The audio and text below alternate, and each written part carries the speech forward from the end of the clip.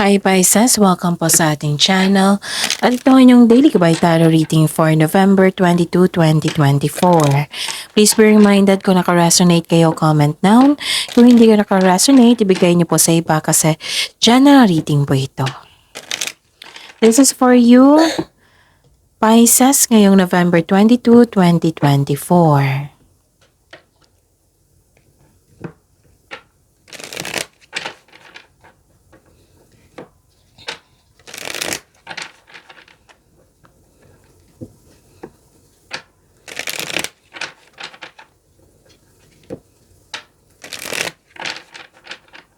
Para po ito sa inyo Pisces ngayong November 22, 2024. Maraming salamat po sa inyong patuloy na suporta at maraming salamat din po sa mga hindi nag-skip ng ads. Gamitin ang reading na ito bilang gabay lamang sa mga hindi po nag-subscribe. Subscribe na po kayo at click bell notification para malaman nyo na may bago tayong video. Para sa mga gustong magpa-reading po, may lumabas dyan sa screen nyo ngayon. Panoorin nyo po at sundin ng instruction. Calling the attention sa mga suki ko dito na Pisces. Open na po inyong Monthly Gabay Tarot reading for November 2024. May 6 months from now reading tayo at love life reading po. So message me Pisces for schedule. Maraming salamat po. Spirits Guide, mga ganap po para kay Pisces ngayong November 22, 2024. I need 3 cards po.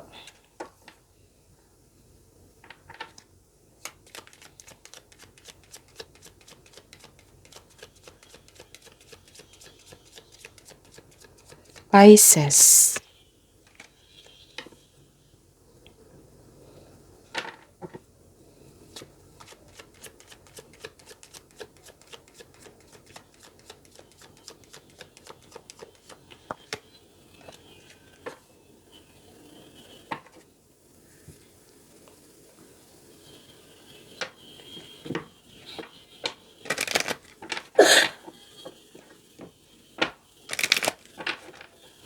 Spirits Guide, Spirits Guides, Angels, Archangels, Guardian Angels. Message na po para kay Pisces ngayong November 22, 2024. I need 2 cards po.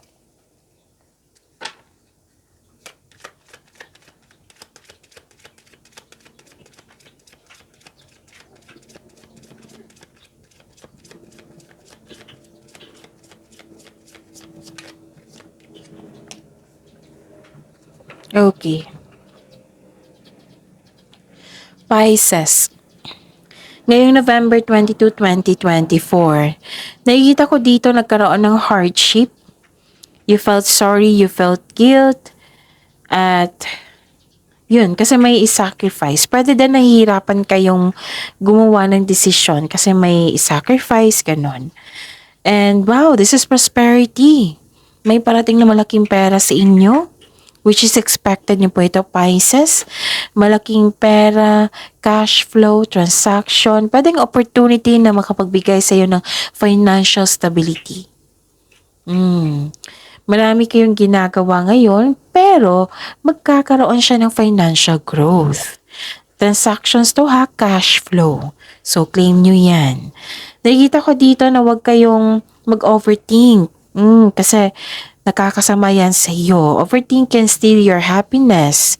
Can steal your energy. Madadrain yung energy mo niyan. Kain din sa oras. Can steal your happiness, peace of mind. Can steal your opportunities. So, stop overthinking, stop overanalyzing. Kasi kung nag-overthink ka dito, mas magiging worry ka niya, mawaworry ka niyan, okay? So, you should stop, okay? How to stop overthinking? Give solution. Kung hindi pa kaya, then change the channel. I-search nyo kung paano mag-process ng time for reflection and mindfulness cues kasi yan yung isa sa nakakatulong na to stop overthinking. Okay? Magtiwala po sa inyong sarili, makinig sa inyong intuition, and have faith sa universe. Okay? So, please, i-claim nyo ito. Oo. Ang message ni Archangel Chamuel dito, Archangel Chamuel. Peace comes from remembering the only love is real. So, peace be with you. Okay? And take back your power. Sabi po ni Archangel Raziel, use your God-given power and intention to manifest blessings in your life. Wow, ang ganda. Spirits Guide. Energy po ni Pisces ngayong November 22, 2024.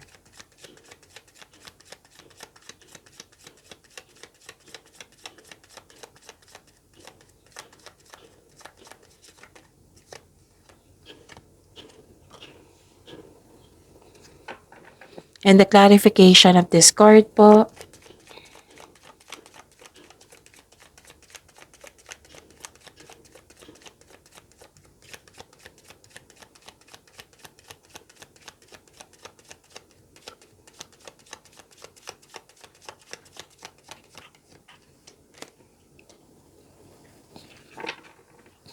So mga may oras dyan, kung gusto nyo po, panoorin nyo po yung last 4 days kabay tarot reading nyo po.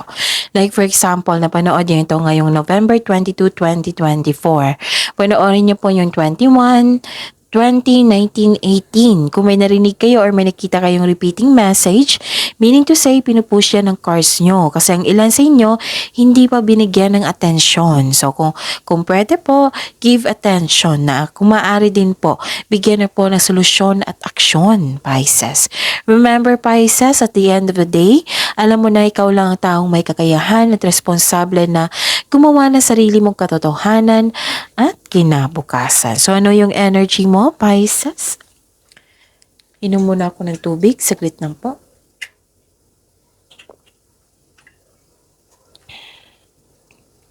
Okay. Okay. May concern kayo dito sa immature na tao. Palagi mo tong kasama kasi nakikita ko dito halos araw-araw. Parati mong kasama or parati mong iniisip.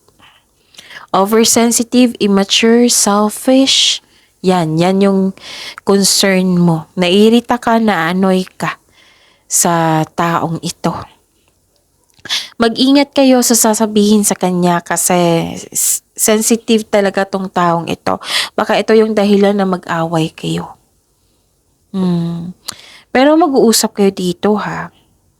Actually, si Pisces, pansin ko, prangka itong taong ito. Basta hindi niya magugustuhan yung mga ginagawa, yung mga sinasabi ng isang tao. Magbibigay talaga ito ng komento, prangka. Wala namang masama sa ganyan. Kailangan din yan kasi para may matutunan din ang tao.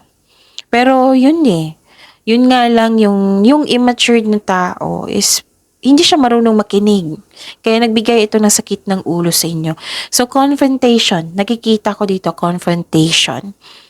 And sabi ng card dito, Pisces, wala na daw kayong panahon sa inyong sarili. Oo, you may be taking life too serious. So, bigyan ng time mga sarili po. Kaya bigyan ng oras po. Kailangan natin niyang lahat. Para sa ikakabuti natin yan. So, give attention sa inyong sarili. Give time. Ano pa? Nakita ko rin dito na nagkaroon po ng celebration, special event. Yes, meron yan. Pero parang na-postpone ito or pwedeng wala ka sa mood na mag-attend or i-celebrate. Kasi nga may pasaway. Pwede din naalala mo ito. Pwede din pagod kayo. Kasi nga, puro kayo pag-iisip, overthinking, puro trabaho, puro yung mga ginagawa nyo dyan. So, ang sabi ng card dito, yes, magpahinga. Pwedeng magpahinga kasi pagod kayo. Pero pag nag-re-energize na kayo, i-celebrate nyo po ito. Kasi celebrate yourself in some small way to increase the flow of positive opportunities into your life. Kasi kung i-celebrate mo ito, magkakaroon siya ng energy flow, yung positive energy flow. Again, magkakaroon siya ng positive energy flow, masahatak ito ng mga blessings na para sa inyo. tuloy-tuloy yung pasok ng blessings niyan.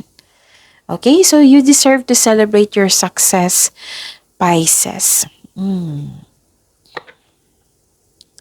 Spirit's Guide, Career and Money po ni Pisces ngayong November 22, 2024.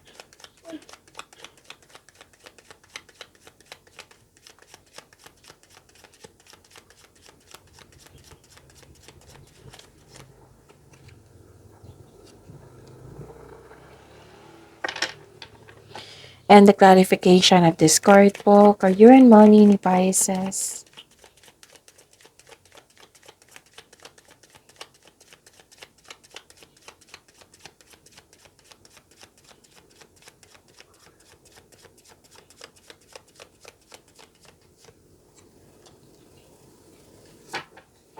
Okay.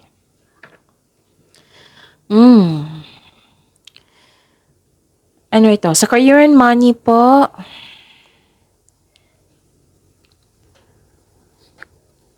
may tension, may away, argument. Nakikita ko dito kasi may irresponsable na tao na hindi nagbigay ng halaga. And may paalala ang card niyo po dito, Pisces, na control on overspending. Mag-save po daw kayo ng money. So, please be reminded sa araw na ito na baka mapagasta kayo or may magkuha, nawala, ganon. So, ingatan nyo po yung kaperahan nyo. Control on lalo na sa pag-spend. Okay? So, control it. Mag-save po daw kayo ng money. Sabi po ng card nyo po. Ayaw ng card na ma-disbalance yung kaperahan nyo po. Ano pa? Nakikita ko rin dito na nagkaroon po ng new beginnings. Wow, this is abundance. Nakikita ko dito sa inyong oracle na may prosperity, cash flow, maraming ganap, maraming pumasok. Okay? So this is new beginning, this is abundance. So i-claim nyo na ito, Pisces, because deserve mo ito. May parating na job opportunity po, promotion, pwede. Nang dahil nito, magkakaroon ng financial growth and stability. Pwedeng itong opportunity na ito, itong promotion na ito, magbibigay ito ng financial growth and stability sa iyo. Okay? Ito yung lumabas dito sa oracle nyo, na cash flow, malaking pera, andito siya eh. It's from your oracle to tarot cards. Ilan sa inyo na ready na mag-pursue ng new career path that will offer more stability and abundance. Wow, ganda naman. Pisces. May parating na blessings ha. This is gift from the universe. Pisces, posibleng new job or opportunity or unexpected sum of money.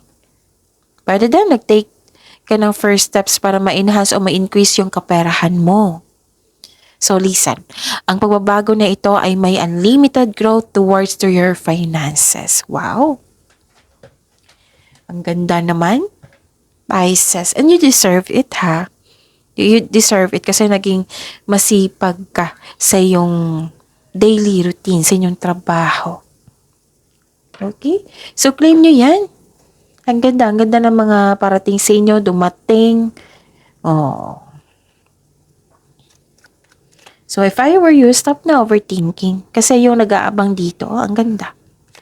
Spirit's Guide. Love, life, self-love, partnership, and romance ni Pisces ngayong November 22, 2024.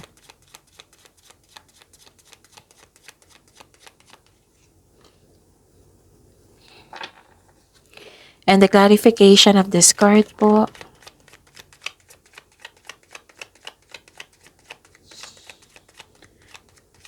Para po kay Pisces, Spirit's Guide.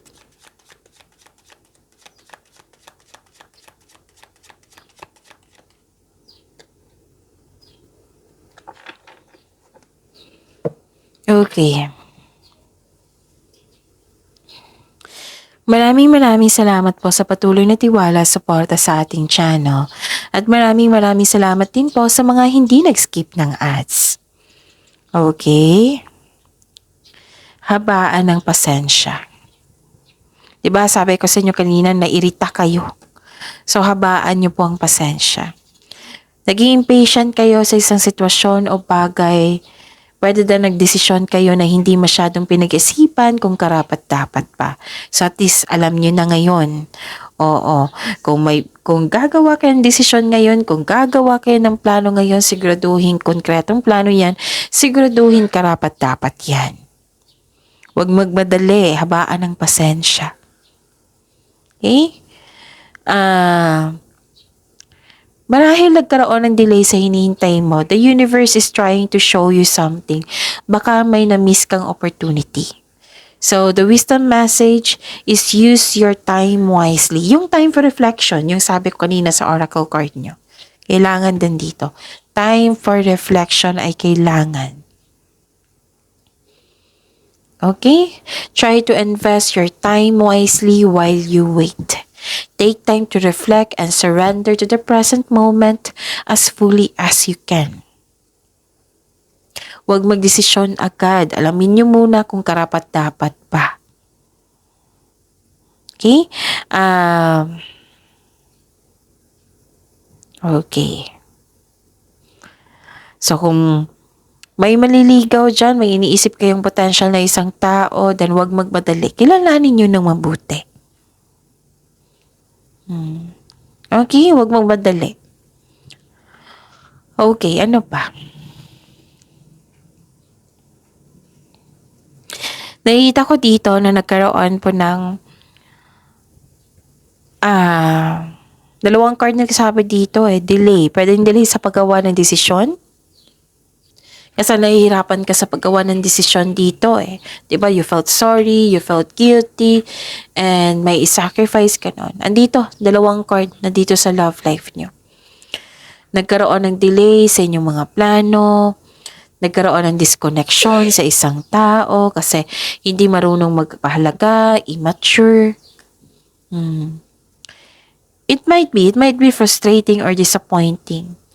Pero kailangan mo itong pagdaanan kasi part po ito na iyong learning journey. Sabi ng cards nyo. So, ang kailangan po ngayon, be still flexible and patient is what required at this time. Yan po ang kailangan ngayon. So, from here to here, nainip kayo, nairita kayo. So, habaan yung pasensya at pag-intindi.